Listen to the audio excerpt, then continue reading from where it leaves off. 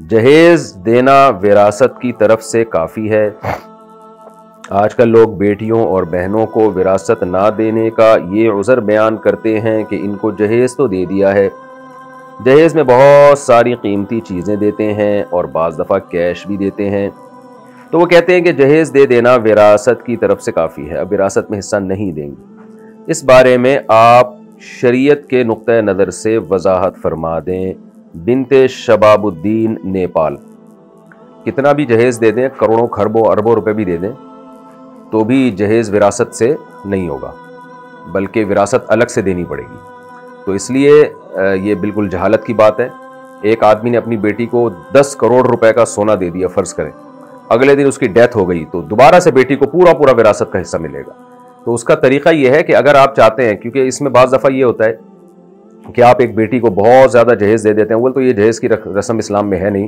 میں جہیز کو پروموٹ نہیں کر رہا، لیکن جب کسی نے دے دیا تو دے دیا، مالک بن گئی بیٹی اس کی۔ تو اگر آپ نے بیٹی کو جہیز دے دیا تو اب خطرہ یہ ہوتا ہے کہ جو باقی اولاد بچی ہے پھر ان کا بڑا نقصان ہوتا ہے۔ جیسے باپ کی جائیداد فار ایگزامپل 5 کروڑ تھی، اب اس نے 1 کروڑ روپے دے دیے بیٹی کو، تو اب دوبارہ اس بیٹی کو مرنے کے بعد حصہ ملتا ہے تو پھر دوسری اولاد کا نقصان ہوتا ہے اس میں۔ تو اس نقصان سے بچنے کا پھر صحیح طریقہ یہ ہے کہ بیٹی کو گولڈ دے دیا جائے قرض کی شکل میں، یعنی آپ کی وراثت فرض کر لیں کہ 5 کروڑ ہے اور بیٹی کا حصہ فار ایگزامپل 1 کروڑ روپے بنتا ہے، تو آپ نے کیا کیا کہ 1 کروڑ کا گولڈ خریدا اور دیکھ لیا کہ یہ کتنے تولے سونا بنتا ہے، یہ کتنے گرام سونا بنتا ہے، وہ سونا بیٹی کو ہینڈ اوور کیا اور کہا کہ بیٹا یہ تمہیں قرض ہے، اور یہ قرض واپس کب لیا جائے گا؟ میرے مرنے کے بعد۔ تو ایسے لیا جائے گا کہ میرے مرنے کے بعد تم نے وارثوں کو یہ قرض دینا ہے، تو اس میں اگر تمہاری وراثت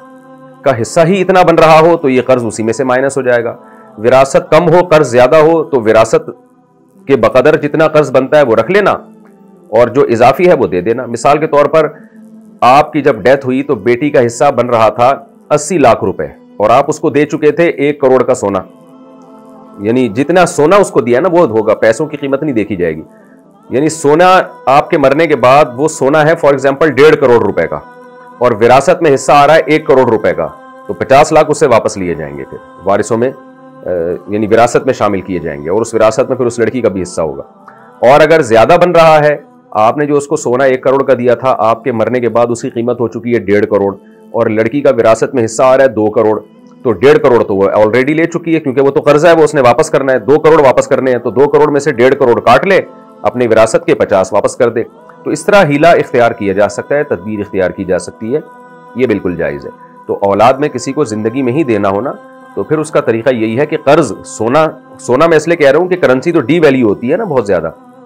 تو گولڈ کی صورت میں اس کو لون دے دیا جائے اور پھر گولڈ ہی کی قیمت کی بیس پر بعد میں وہ منہا کیا جائے اس کی وراثت سے۔ یہ ضرورت کے وقت یہ طرز، یہ ہیلا اختیار کرنا جائز ہے۔